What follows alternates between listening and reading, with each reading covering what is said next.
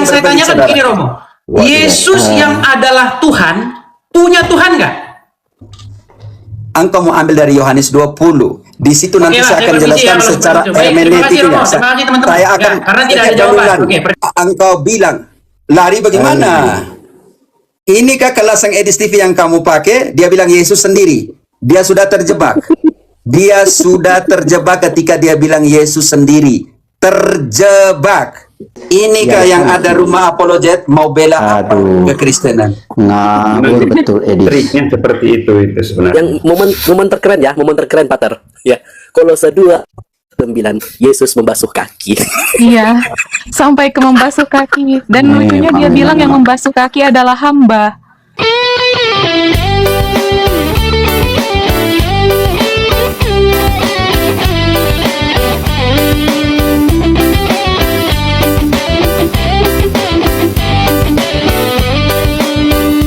Membahas mengenai Yesus punya Tuhan ya.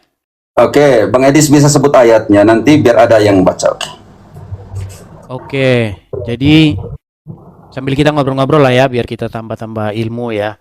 Jadi menurut teman-teman, apakah Tuhan Yesus kita itu? Edis dengan saya, nggak usah tanya teman-teman Edis. Kita dua yang di sini. Menurut bisa tahu Edis, Bang Edis dari mana nih?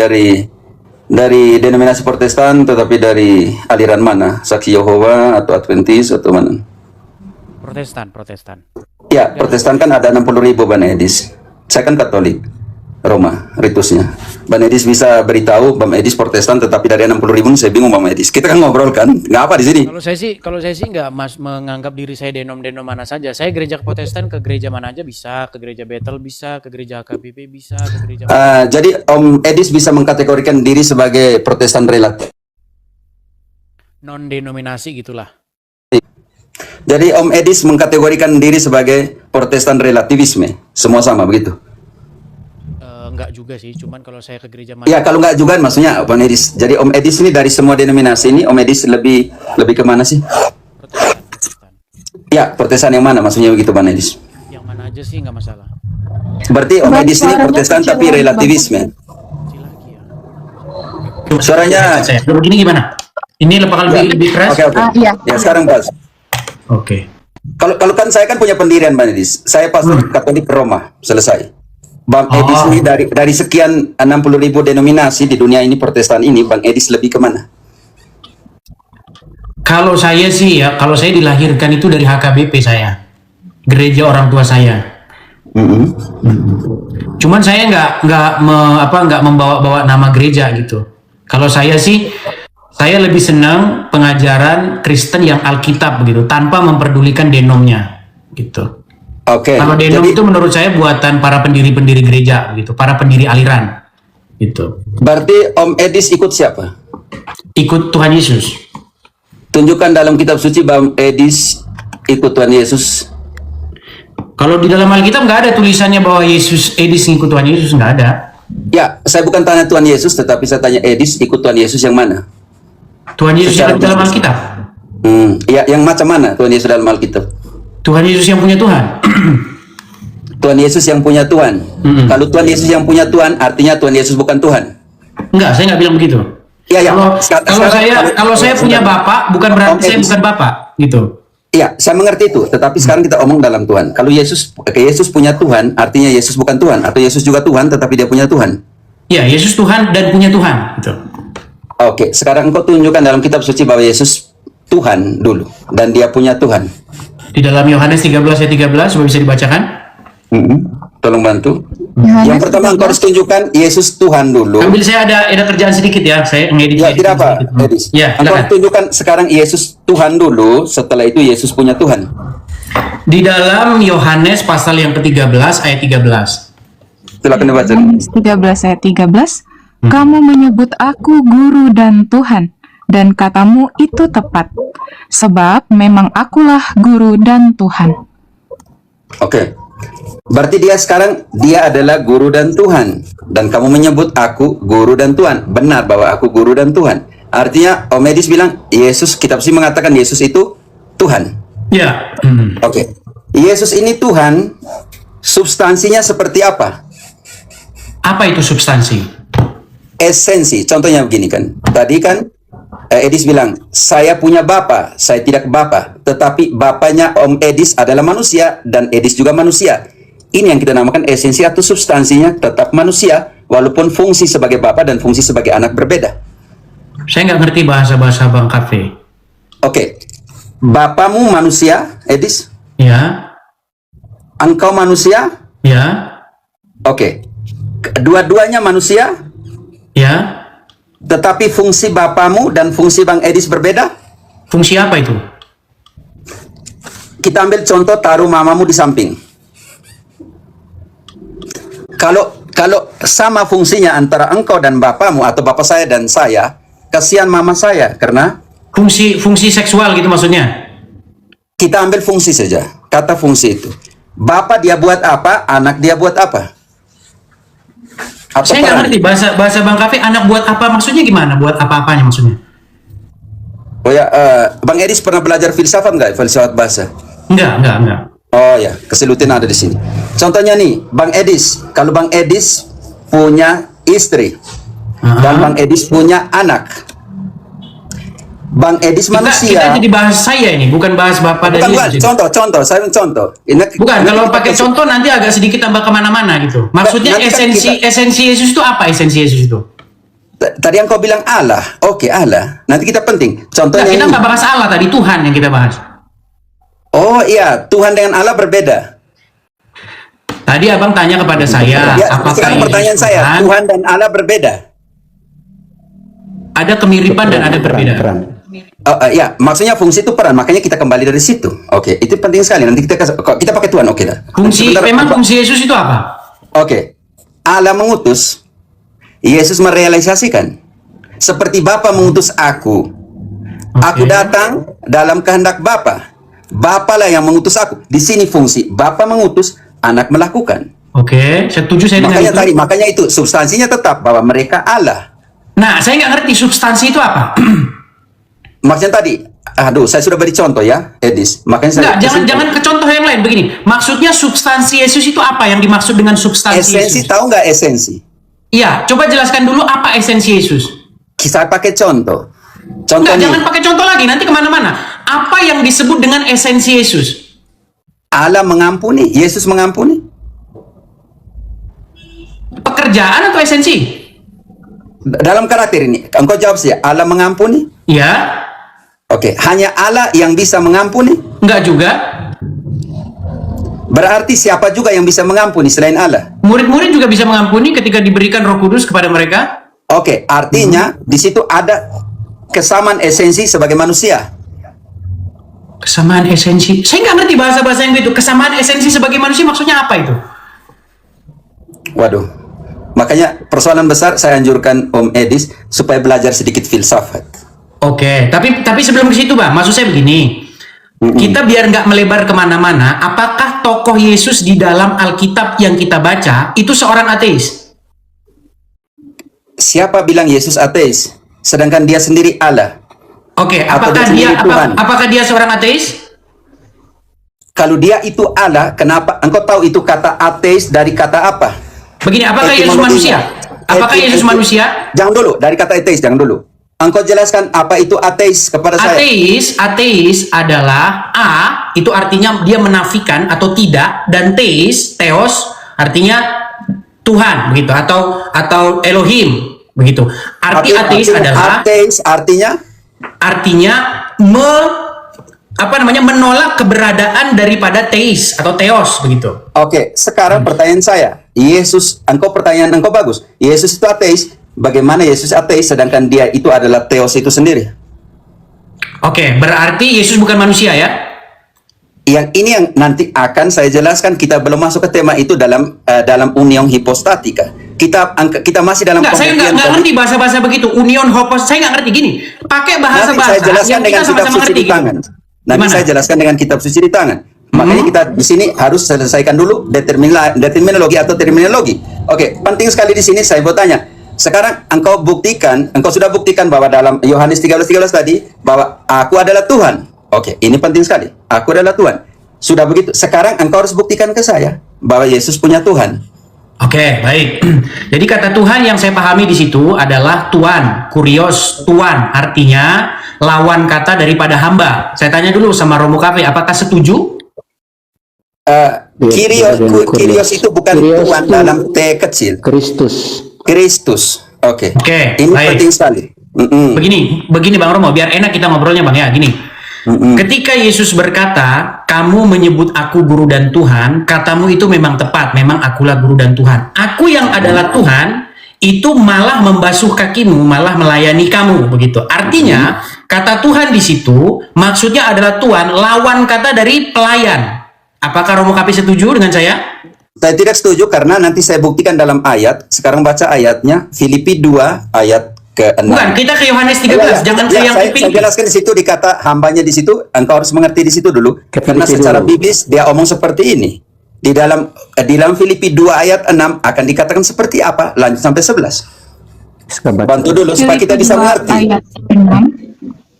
Yang walaupun dalam rupa Allah tidak Tahan dulu. menganggap Tahan dulu. Yang walaupun dalam rupa Allah, Yesus. Yang walaupun dalam rupa Allah, lanjut. tidak menganggap kesetaraan dengan Allah itu sebagai milik yang harus dipertahankan. Tidak menganggap kesetaraan. Kalau kata-kata setara, di situ ada berapa pihak yang tidak menganggap kesetaraan dengan Allah sebagai sesuatu yang harus dipertahankan. Sekarang kata kunci yang engkau mau ambil, hamba tadi, koma, lanjut Friska. Melainkan telah mengosongkan dirinya sendiri Dia dan sendiri melakukan pengosongan diri, inisiatif sendiri, mengosongkan dirinya sendiri dan mengambil rupa seorang hamba. berarti di situ dia bukan hamba, hanya mengambil rupa seorang hamba, saudaraku Edis. Lanjut. Dan menjadi sama dengan manusia. Dan menjadi sama dengan manusia. Yang ini jawaban yang tadi pertanyaanmu tadi. Menjadi benar-benar manusia. Oke, dia mengosongkan dirinya menjadi seorang hamba dan menjadi sama dengan manusia. Sekarang dalam keadaannya sebagai manusia. Lanjut. Dan dalam keadaannya sebagai manusia, ia telah merendahkan dirinya dan taat sampai mati, bahkan sampai mati di kayu salib. Dalam keadaannya sebagai manusia, dia merendahkan dirinya. Dia mengosongkan dirinya sebagai hamba, merendahkan dirinya sampai mati dan mati di kayu salib. Untuk apa? Lanjut. Itulah sebabnya Allah sangat meninggikan dia dan mengaruniakan kepadanya nama di atas segala nama, supaya dalam nama Yesus bertekuk lutut segala yang ada di langit dan yang ada di atas bumi dan yang ada di bawah bumi, Dan semua lidah dan segala lidah mengaku Yesus Kristus adalah Tuhan, bagi kemuliaan Allah Bapa. Edis, kalau pertanyaanmu, hamba karena dia mengosongkan diri inisiatif menjadi manusia. Dan dalam keadaan manusia, dia mati di kayu salib. Sudah bisa gantian? Lanjut. Silakan. Oke, dalam keadaannya sebagai manusia itu apakah dia seorang ateis? Jawaban biblis, Kolose 2 ayat 9. Langsung baca, Friska. Kolose. Kita pakai ayat. Kolose Dan sekarang kau tahu yang ada di jasmaninya kemanusiaan, yang ditinggal di dalam kemanusiaan ini siapa? Kolose 2 ayat 9. Sebab dalam dialah berdiam secara jasmaniah seluruh kepenuhan kealahan. Di dalam jasmani Kepenuhan. berdiam Diam. Kepenuhan. kepenuhan kealahan. Alahannya. Benar-benar manusia, benar-benar Allah. Sekarang Om Edis buktikan di dalam kitab suci. Bahwa dia ateis itu. Ya, Sebagai dia manusia. ateis. Nah, justru itu yang mau saya tanya. Apakah Yesus itu manusia? Benar-benar manusia, Manusia, dan benar-benar benar-benar Allah. Allah. Di Oke. dalam kejasmaniannya berdiam kealahannya. kepenuhannya kealahannya. Baca kembali Kolose 2 ayat 9, nanti Edis menafsirkan itu. Oke. Kolose Jadi 2. Kita baca dulu Kolose 2 ayat 9 dan Edis menafsirkan itu. Oke, Kolose 2 ayat 9. Sebab dalam dialah berdiam secara jasmaniah seluruh kepenuhan kealahan. Silakan Edis, ayat itu. Oke, pertanyaan saya tadi saya belum dijawab. Apakah Yesus seorang ateis? Dia Allah dan berdiam. Bukan itu yang saya tanyakan, Bang. Dia Apakah Allah. Yesus seorang ateis? Ateis dari negasi terhadap teos. Dia tidak Saya nggak ateis tanya karena itu, Bang. Iya, Begini, Bang. iya. Pertanyaan saya coba dijawab simpel saja. Apakah Yesus seorang ateis? Dia teos, dia bukan ateis. Dia bukan teos. ateis. Oke, dia bukan Dia ateis. teos, ingat, dia teos, bukan Dia Bapa di ateos. sorga. Dia Bapa di sorga. Dia bukan Bapa. Oke, dia berdoa nggak kepada Bapa di sorga? Dia berdoa. Oke, dia menghamba nggak kepada Bapa di sorga? Dia menjadi hamba karena dia mengosongkan dirinya Menghamba nggak dia sebagai kepada hamba. Bapa di sorga? Ayat dia tidak menghambakan dirinya kepada Bapa di surga. Ayat tadi sudah baik. sangat jelas, Edis. Coba bukakan Matius pasal yang ke-25, coba. Edis, ayat tadi mengatakan dia mengosongkan dirinya sebagai hamba, Edis. Dia mengosongkan Iya, dirinya berarti sebagai menghamba hamba. nggak? Artinya apa? Dia mengosongkan dirinya sebagai hamba. Artinya apa? Iya, dia menghamba nggak? Dia mengosongkan dirinya sebagai hamba. Artinya apa? Berarti tidak menghamba ya? Dia mengosongkan dirinya sebagai hamba. Ya, berarti Artinya tidak apa? menghamba Saya berarti. jawab semua pertanyaan. Engkau jawab pertanyaan saya. Dia mengosongkan dirinya sebagai hamba. Mau saya jelaskan tentang ayat itu? Ayat itu mengatakan, ambil, kita baca dulu ayat. Oke, baik. Mau saya jelaskan tadi kan kita Romo sudah menjelaskan. Boleh gantian saya menjelaskan? Saya menjelaskan, saya menjawab semua pertanyaan. Sekarang kita Silakan. lihat sini. Mengambil rupa hamba. Artinya, dia mengambil rupa hamba. Ayat tadi mengatakan secara jelas, dia mengambil rupa hamba. Tadi Edis belum menjelaskan Kolose 2 ayat 9 yang saya minta. Di dalam jasmaninya berdiam kepenuhan kealahannya. Edis jawab dulu itu. Edis langsung mau tanya, tetapi saya tanya Edis tidak mau jawab. Oke, mau saya jelaskan pemahaman saya tentang ayat itu? Ya, itu yang saya butuh dari tadi. Baik. Baca kembali Begini. Kolose 2 ayat 9 dan Edis jelaskan dulu. Hermeneutik apa yang dipakai di situ? Saya kayaknya nggak dikasih kesempatan ngomong ini. Sekarang baca dulu. Boleh ayat ngomong itu. nggak saya? Kalau saya nggak boleh ngomong ya, saya dengar-dengar aja Edis, sih. tidak, maksudnya kita baca dulu ayat itu dan Edis jelaskan ayat itu dulu. Tapi begini Romo, saya itu cuma bertanya tentang simple. Berarti Romo mempromosikan seorang Yesus yang tidak bertuhan ya? Saya tidak mempromosikan, saya sedang menjelaskan bahwa Yesus adalah Tuhan itu sendiri. Sekarang saya Itu kita sepakat, Romo. Kita sepakat bahwa Yesus adalah Tuhan. Ya, jelaskan dulu ayat ini Edis, Kolose 2 ayat 9 dibaca ulang dan Edis menjelaskan. Silakan dibacakan. Kolose 2 ayat 9. Sebab dalam dialah berdiam secara jasmaniah seluruh kepenuhan kealahan. Ya lalu terus? Jelaskan. Artinya apa di situ?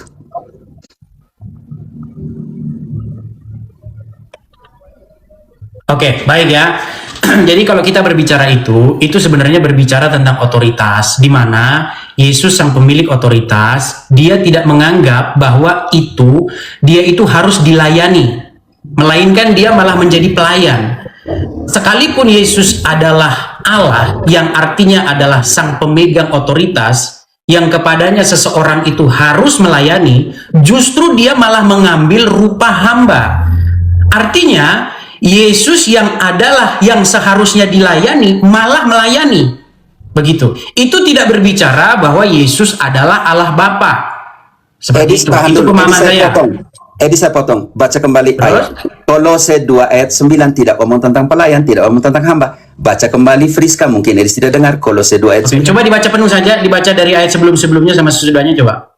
Baca dulu ayat itu dan engkau menjelaskannya. Tapi saya bukan membahas hal-hal itu loh ke sini. Tidak. Karena engkau tadi bilang, engkau baca ayat itu dan renungkan ayat itu, Kolose 2 ayat 9, dan jelaskan itu. Engkau lari ke hamba, lari ke Filipi 2, saya tidak tanya di situ. Jelaskan Kolose 2 ayat 9. Baca kembali. Sebab dalam dialah berdiam secara jasmaniah seluruh kepenuhan kealahan. Silahkan jelaskan hermeneutikmu, eksegesimu ayat itu. Ya, tadi sudah saya jelaskan. Itu berbicara mengenai bagaimana Yesus yang dia itu menjadi representasi, bagaimana dia yang menjadi wakil atau gambar daripada Allah Bapa yang tidak terlihat. Itu terdiam penuh di dalam diri Yesus. Nah, sekalipun demikian, Yesus tidak datang sebagai sosok yang dia itu harus dilayani, melainkan sebaliknya, Yesus itu malah menjadi pelayan. Dia yang Tuhan, yang harusnya kakinya dicuci, dia malah nyuci kakinya. Itu pekerjaan hamba. Pekerjaan hamba itu nyuci kaki orang. Nah, Yesus mengambil pekerjaan itu. Edis, kau sudah lari kemana-mana. Baca kembali Kolose 2 ayat 9 dan Edis harus menjelaskan secara hermeneutik. Tolong baca kembali Kolose 2 ayat 9. Kalau tidak, tema ini tidak akan beralih dari sini. Karena Edis lari ke hamba. Oke lah, lari ke Yohanes 13. Saya tidak tanya itu. Iya, kalau seperti itu kita jadi nggak nyambung ini. Gimana? Engkau yang nggak nyambung, Edis, maaf. Baca kembali Kolose 2 Pertanyaan ayat tadi saya belum dijawab. Apakah Yesus tidak punya Tuhan? Engkau belum menjawab pertanyaan saya di sini. Baca kembali Kolose 2 ayat 9 dan Edis jangan lari kemana-mana. Jelaskan secara hermeneutik, eksegesis. Tadi sudah saya jelaskan tadi. Tidak ada hubungan dengan hamba di situ. Kolose 2 ayat 9 ada dua terminologi. Ya sudah, silakan penjelasan Romo KP. Kolose, engkau jelaskan kepada saya ayat itu dulu. Baca kembali Kolose 2 ayat 9. Udah tadi saya jelaskan. Tidak ada hubungan di situ. Ada dua kata yang berbeda di situ, jasmani dengan kepenuhan kealaan, dan engkau belum menjelaskan itu. Udah saya jelaskan tadi. Penjelasan saya hanya seperti tadi. Ayatnya baru teman-teman kalian saksi sini 5.000 orang ini. Kalian saksikan sendiri bagaimana Edis saya minta hal yang paling kecil. Edis tidak menjelaskan. Tolong Kolose 2 ayat 9 dibaca kembali. Sudah tadi saya jelaskan. Sebab dalam dialah berdiam secara jasmaniah seluruh kepenuhan kealahan. Di dalam jasmaninya berdiam kepenuhan kealahannya. Engkau jelaskan, jangan lari ke hamba, jangan lari kemana. Kau jelaskan ayat itu dulu. Udah tadi saya jelaskan. Pater Cafe, Edis tadi sudah jelaskan sejauh pemahaman dia. Mungkin langsung dijelaskan secara hermeneutik maksud dari Kolose 2 itu seperti apa. Langsung saja. Nah, Edis tadi dia sudah menjelaskan sejauh dia paham yang dikaitkan dengan hamba, dengan Filipi tadi. Tapi mungkin Romo Cafe langsung jelaskan sebenarnya seperti apa maksud ayat itu. Oke. Ini penting sekali untuk masuk ke situ, Edis. Makanya penting sekali hermeneutik, kriteria hermeneutik untuk sebuah eksegesi yang baik. Untuk sampai ke sana kita baca Kolose 1 ayat 15 dulu. Kolose 1 ayat 15. Ia adalah gambar Allah yang tidak kelihatan, yang sulung, lebih utama dari segala yang diciptakan. Dia adalah gambar dari Allah yang tidak kelihatan, karena itu dia sabda menjadi manusia. Bukan itu Romo bahasan kita tadi, Romo. Bahasan kita itu tidak, apakah Yesus seorang ateis? Tadi Romo jawab tidak. Betul. Tidak. Karena itu saya menjelaskan. Oke, apakah Yesus di dalam Alkitab berdoa? Romo bilang berdoa. Dia menghamba nggak kepada Bapa di surga? Edis, kita sekarang membuktikan bahwa Yesus itu Allah dan dia berdiam di mana? Oke, apakah ketika Yesus itu Allah berarti dia Allah Bapa di surga? Saya jelaskan dulu yang Kolose 2 ayat 9 tadi dijelaskan bagaimana. Itu yang saya minta kau jelaskan. Kau lari ke hamba, kau lari ke cuci kaki, kau lari ke semuanya. Saya mau jelaskan itu ayat yang engkau tidak jelaskan. Di dalam jasmaninya berdiam kepenuhan kealahannya. Artinya Allah ini menjadi manusia. Berarti Bapa di surga menjadi manusia. Saya belum bilang Yesus itu Bapa. Berarti Bapa di surga menjadi manusia. Siapa yang bilang Bapa? Allah yang mana yang jadi manusia? Saya jelaskan di situ yang engkau tidak jelaskan. Jadi kau tidak paham. Sekarang di dalam jasmaninya berdiam kepenuhan kealahannya. Artinya dia benar-benar manusia dan di dalam kemanusiaan itu berdiam kepenuhan kealahannya. Benar-benar Allah, benar-benar manusia. Pertanyaan belum sampai kepada Allah Bapa dan Allah Putra. Belum. Apa Allah itu? Sekarang kita buktikan bahwa, jangan dulu tanya Edis, engkau tidak menjelaskan jasmaninya tetapi sungguh-sungguh Allah. Itu yang engkau lari ke pelayan, lari ke hamba, lari ke semua. Pertanyaan di situ. Sekarang kembali ke pertanyaanmu. Apakah Yesus ateus?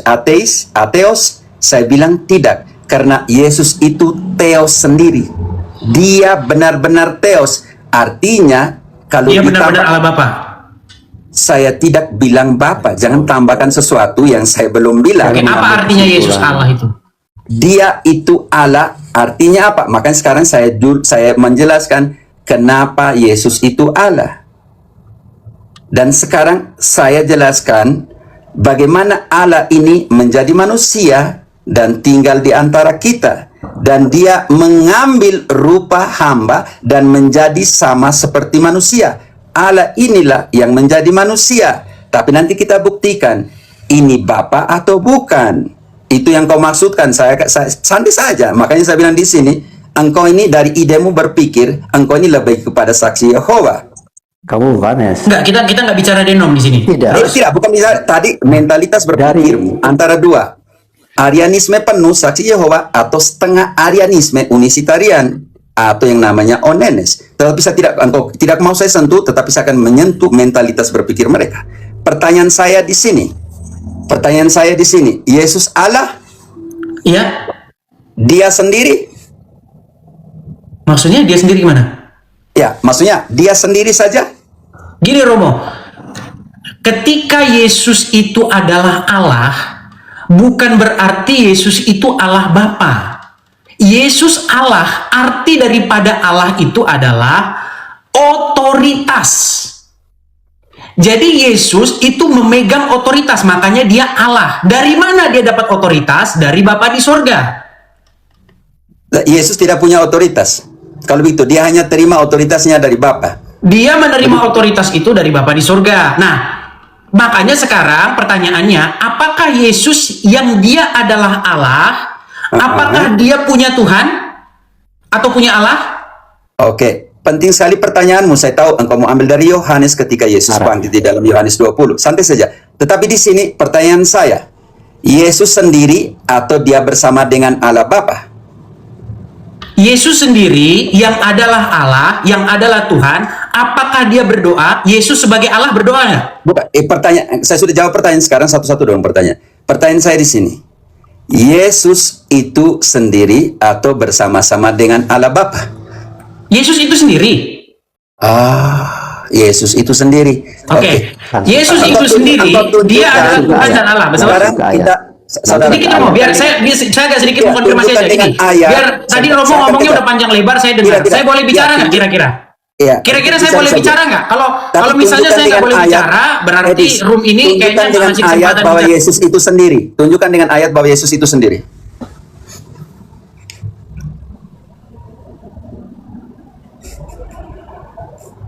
Sudah mulai bisu-bisukan nih. Romo, saya kesini, saya cuma mengkonfirmasi saja.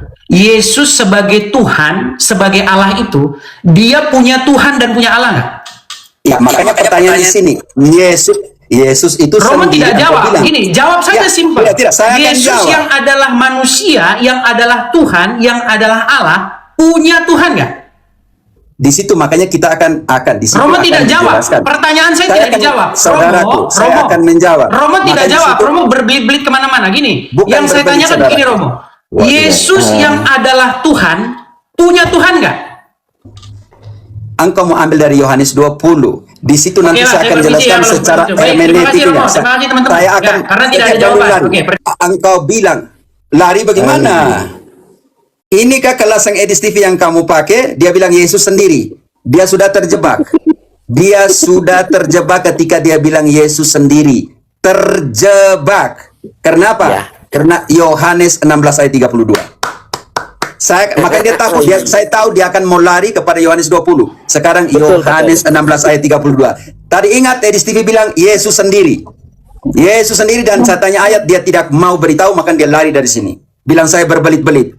Proses hermeneutik itu adalah bagaimana merakit untuk sampai ke sana. Makanya dia bilang, tidak mau menjelaskan benar-benar Allah, benar-benar manusia, lari, hamba. Ketika dia tanya, dia bilang Yesus ateis. Saya bilang bagaimana Yesus ateis? Dia itu Theos sendiri, bagaimana dia ateis? Gugur. Yang kedua, dia bilang Yesus sendiri, mana ayatnya? Tidak mau, dia takut. Yohanes 16 ayat 32. Ini Edis TV yang kalian ikut. Ini Edis TV yang kalian ikut. Yohanes 16 ayat 32. Satu-satu orang Lihat, ikut. saatnya datang, bahkan sudah datang, bahwa kamu dicerai-beraikan masing-masing ke tempatnya sendiri, dan kamu meninggalkan aku seorang diri. Namun aku tidak seorang diri, sebab Bapa menyertai aku.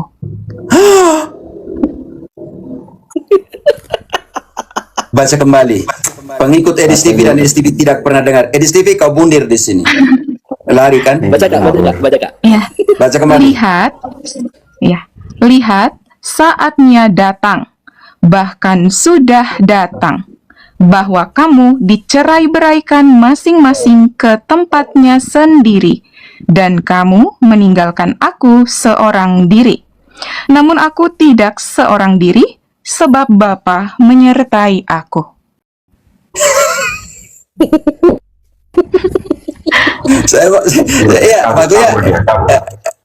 Makanya cut langsung dia membawa ke Yohanes 20 ayat 17. Baca dulu itu. Kasihan dia. Yohanes 20 Ini ayat Edis TV 17. yang kali ini ikut nih. Ini nih Edis TV yang kali ini. Kolose 2 ayat 9 jelasnya beda. Lari hamba, cuci kaki. Kau baca di situ hermeneutik seperti apa? Filipi 2 ayat 6 sampai 11 belum dibaca. Dia mengosongkan diri, dia ambil inisiatif untuk mengosongkan diri dan menjadi sama seperti manusia. Serupa, walaupun dalam rupa Allah, dia tidak menganggap keserupaan itu dengan Allah harus dipertahankan. Sekarang dia mengambil di mana? Baca kembali itu, Yohanes 20 ayat 17. Ya Kak, baca Kak. Yesus kepadanya, "Janganlah engkau memegang aku, sebab aku belum pergi kepada Bapa. Tetapi pergilah kepada saudara-saudaraku dan katakanlah kepada mereka bahwa sekarang aku akan pergi kepada Bapakku dan Bapamu, kepada Allahku dan Allahmu." Kenapa dia pakai di situ? Di situ bukan omong tentang subordinasi esensi atau substansi, melainkan subordinasi fungsi.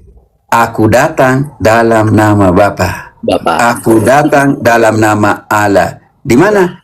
Yohanes 5 ayat 32. Ini di yang kamu ikut kah? Pakai logika Segala sini. sederhana saja dia kosong. Yohanes 5 ayat 32, "Ada yang lain yang bersaksi tentang aku, dan aku tahu bahwa kesaksian yang diberikannya tentang aku adalah benar." Ada yang memberikan kesaksian tentang aku. Lanjut, siapakah itu? "Kamu telah mengirim utusan kepada Yohanes, dan ia telah bersaksi tentang kebenaran. Tetapi aku tidak memerlukan kesaksian dari manusia, namun aku mengatakan hal ini." Dia Allah. Mana dia bilang ateis? Aku tidak. Dia bilang kalau dia manusia, maka dia ateis. Betul. Yesus bilang, aku ini Allah. Aku tidak membutuhkan kesaksian dari manusia. Baca kembali. Ini Edis yang kalian ikut. Kata Tetapi ateis saja aku tidak paham. Tetapi aku tidak memerlukan kesaksian dari manusia. Namun aku mengatakan hal ini supaya kamu diselamatkan. Yesus butuh kesaksian manusia? Pater, Marcel. Enggak. Tidak. Kamu jelas saya ditemu. Anak TK tadi naik tadi. Siapa yang memberikan kesaksian kalau begitu? Oke, sekarang ayat 43. Dialah yang mengutus aku. Dialah yang memberikan kesaksian. Ayat 43, "Aku datang dalam nama Bapakku, dan kamu tidak menerima aku. Jikalau orang lain datang atas namanya sendiri, kamu akan menerima dia." Inilah sekelas Edis TV. Lalu sekarang siapa yang memberikan kesaksian tentang aku? Karena aku tidak membutuhkan kesaksian siapa dari Pater. Manusia. Karena itu siapa yang memberikan kesaksian tentang Yesus? Yohanes 8 ayat 18. Dia memakai Yohanes yang saya belajar khusus. Ini rusak kan dia? SPD saya pakai menjadi Yohanes untuk sabda menjadi manusia. Sekarang siapa yang memberikan kesaksian tentang Yesus? Yohanes 8 ayat 18. Akulah yang bersaksi tentang diriku sendiri dan juga Bapa yang mengutus aku bersaksi tentang aku. Karena itu juga, aku bersama-sama dengan dia. Yohanes 1 ayat 1. Yang diubah oleh saksi Yehova. Pada mulanya adalah Firman. Firman itu bersama-sama dengan Allah dan firman itu adalah Allah.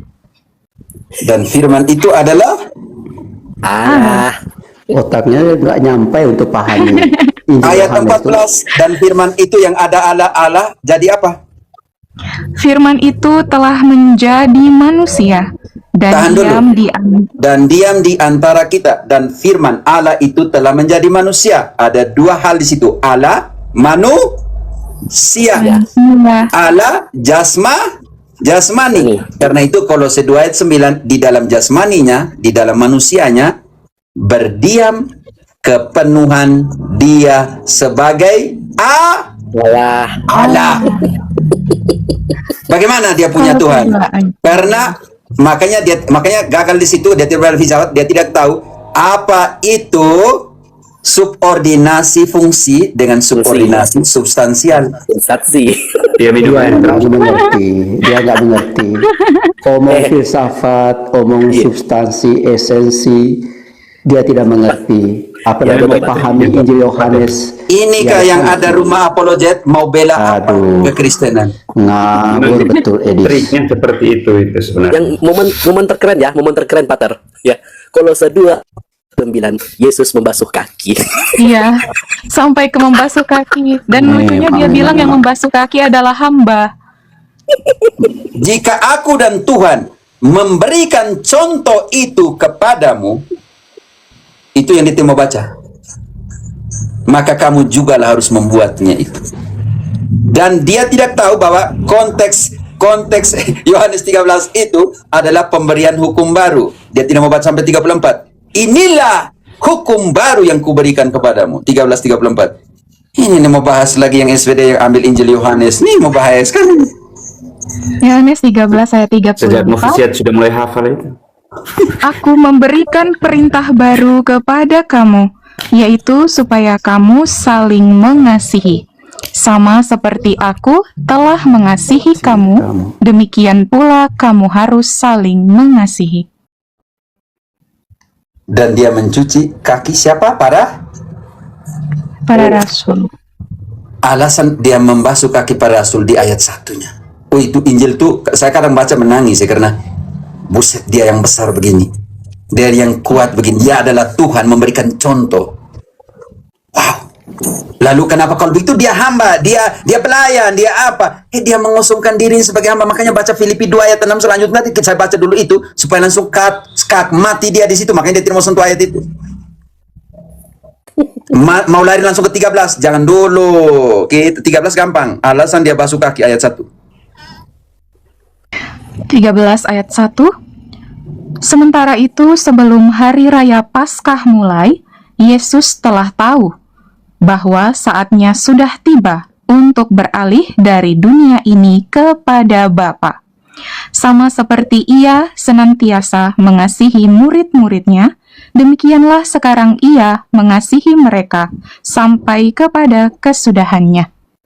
Oke, dia basuh kakinya. Sekarang selesai basuh, ayat yang dia ambil, saya buat hermeneutik kepada ayat yang dia ambil, kan jadi lucu. Makanya harus baca semua dalam komprehensif. Ayat 13. Aduh, Edis, engkau belum datang di sini, kesian sekali. Ini kalah para pengikut Edis nih. Kamu pergi ke sana sudah kalau gitu. Tapi apa ya menarik tadi itu, kayak Ya, Fatir, saya selesaikan. Ya, langsung alasan dia basuh Ya, kaki ya. para rasul, ayat 13 ini dia bilang begini, yang ayat yang dia ambil. Akulah Allah. Oke, dia bilang. Tetapi Allah ini memberikan contoh untuk melayani. Dia betul baca ayat 14-nya. Ya. 13 ayat 13. Kamu menyebut aku guru dan Tuhan, dan katamu itu tepat, sebab memang akulah guru dan Tuhan. Sekarang dia yang guru dan Tuhan ini buat apa supaya kita ikut ayat 14? Jadi, jikalau aku membasuh kakimu, aku yang adalah Tuhan dan gurumu, maka kamu pun wajib saling membasuh kakimu. Lanjut, 15. Sebab aku telah memberikan suatu teladan kepada kamu, supaya kamu juga berbuat sama seperti yang telah kuperbuat kepadamu. oke, kancing Bapak. Edis, jangan baca ayat 13-nya, baca semua. Ini pelajaran baik untuk Edis dan kawan-kawan. Baca kitab suci. Dan baca dalam konteks hermeneutik dan eksegesis yang baik dan benar. Ini seperti Alang bilang, nekat yang Nyata. nekat yang nyata. Inilah, lihat pengikut Edis TV. Inilah kalian punya guru. Inilah kalian yang mengajar. Inilah yang punya rumah apologet. Mau bela apa? Yesus sebagai Allahnya dikatakan hamba, dikatakan ini, dikatakan cuci orang kaki, tapi tidak akan mengerti. Dikatakan ateis. Inilah kalian punya level, nibel pengajar yang namanya Edis TV itu seperti itu. Belajar teologi di mana? Ya, Ingat, mengajarkan apologetika itu adalah bagian dari teologi yang menjelaskan mengapa beriman. Dia berbeda dengan evangelisasi atau pewartaan. Karena evangelisasi adalah bagian dari teologi yang menjelaskan apa itu iman. Sedangkan untuk mempertahankan mengapa beriman, maka dia adalah rama dari teologi sebagai apologetika. Pertanyaan saya, Edis TV, dengan penuh kerendahan hati. Kalau engkau bilang punya rumah apologet, engkau adalah apologet. Pertanyaan saya, kalau apologetika adalah bagian dari teologi, engkau belajar teologi di mana?